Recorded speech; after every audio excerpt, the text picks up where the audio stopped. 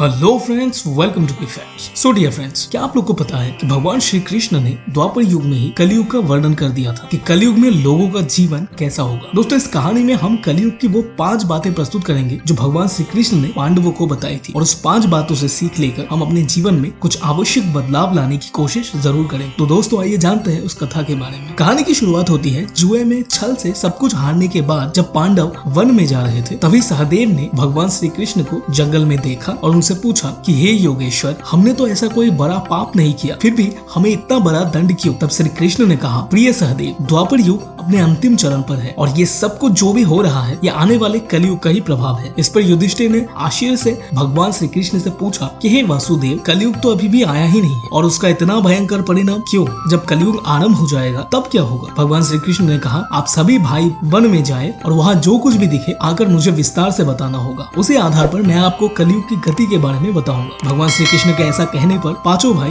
One में अलग अलग दिशा में चले गए और पांचों भाई वन में जाकर वापस लौटे तो आश्चर्य से भरे हुए थे। भगवान श्री कृष्ण ने मुस्कुराते हुए कहा कि अब आप लोग बताइए कि आपने क्या क्या देखा। सबसे पहले युधिष्ठिर ने बताया कि हे योगेश्वर, मैंने एक 2 सूंड वाले गज को देखा, इसका क्या अर्थ है? उसके बाद महाबली भीम ने कहा, हे वासुदेव, मैंने एक गाय को देखा जो अपने बच्चे को इतना चाट रही थी कि वो बच्चा लहूलुहान हो गया। अर्जुन ने कहा, हे योगेश्वर, मैंने जो देखा वो तो इससे भी कहीं अधिक आश्चर्यजनक था। मैंने देखा कि एक पक्षी के पैर पर वेद की ऋचाएं लिखी हुई थी और वो पक्षी एक मुर्दे का मांस खा रही थी, इसका क्या अर्थ है? नकुल ने कहा, भैया, मैंने देखा कि एक बहुत बड़ी चट्टान पर्वत से गिरी और उसे बड़े बड़े वृक्ष भी रोक नहीं पाए, किंतु एक अत्यंत छोटे से पौधे का स्पर्श होते ही वो चट्टान वहीं पर स्थिर हो गई। सबसे अंत में सहदेव ने कहा, हे मधुसूदन, मैंने देखा कि जंगल के अंदर एक जगह पर 6-7 कुएं थे और आसपास के कुओं में सभी में पानी था, किंतु बीच का कुआं खाली था। बीच का कुआं गहरा भी था पर उसमें पानी नहीं था, ऐसा कैसे हो सकता है और इसका अर्थ क्या है? तब श्री कृष्ण ने एक एक कर सभी को उनके उत्तर दिए। सबसे पहले उन्होंने युधिष्ठिर से कहा,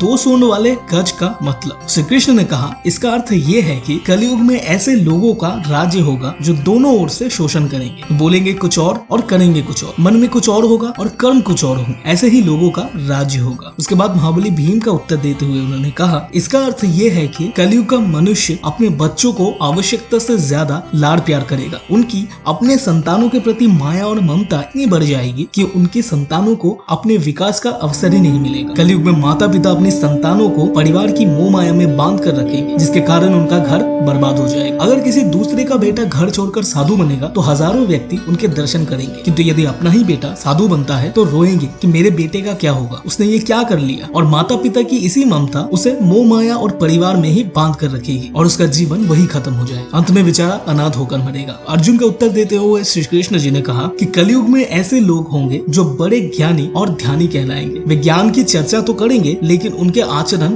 राक्षसी होंगे। बड़े पंडित एवं विद्वान कहलाएंगे, किंतु वे यही देखते रहेंगे कि कौन सा मनुष्य मर जाए और हमारे नाम अपनी संपत्ति कर जाए। चाहे कितने भी बड़े लोग होंगे, किंतु उनकी दृष्टि दूसरे के धन और पद के ऊपर यानी कि मांस के ऊपर होगी। और कलयुग में सत्पुरुष बहुत ही कम दिखेंगे। नकुल के प्रश्न का उत्तर देते हुए श्री कृष्ण ने कहा, कलयुग में मनुष्य की बुद्धि क्षीण हो जाएगी और उसका जीवन का धीरे धीरे पतन होता रहेगा। उस पतन को धन और बड़े बड़े सत्ता रूपी वृक्ष भी रोकने में असक्षम होंगे, किंतु हरि नाम के एक छोटे से पौधे से मनुष्य जीवन का पतन होना रुक जाएगा। अंत में कलयुग में हरि नाम ही मोक्ष और मुक्ति का एकमात्र मार्ग होगा। सहदेव के प्रश्न के उत्तर में कृष्ण जी ने कहा, कलयुग में धनवान लोग लड़के लड़की की विवाह में, छोटे बड़े महोत्सवों में, सत्ता के लालच में बहुत ज्यादा पैसा खर्च कर देंगे, किंतु अगर वो किसी भूखे को देखेंगे तो उनकी सहायता करने में किसी भी व्यक्ति की कोई भी रुचि नहीं होगी। उनका अपना ही सगा भूख से मरेगा, फिर भी वो लोग उसे देखते ही रहेंगे। दूसरी ओर मौज मस्ती, मदिरापान, मांस खाना, सुंदरता, यौवन में पैसे उड़ाते, किंतु किसी के 2 आंसू पोंछने में किसी को कोई रुचि नहीं होगी। कहने का तात्पर्य ये है कि कलयुग में अन्न के भंडार तो होंगे लेकिन लोग भूख से मर जाएंगे। अंत में श्री कृष्ण जी ने कहा, लेकिन जो लोग ऐसी आदतों से दूर रहेंगे उस पर कलयुग का नहीं बल्कि परमात्मा का प्रभाव होगा। तो दोस्तों,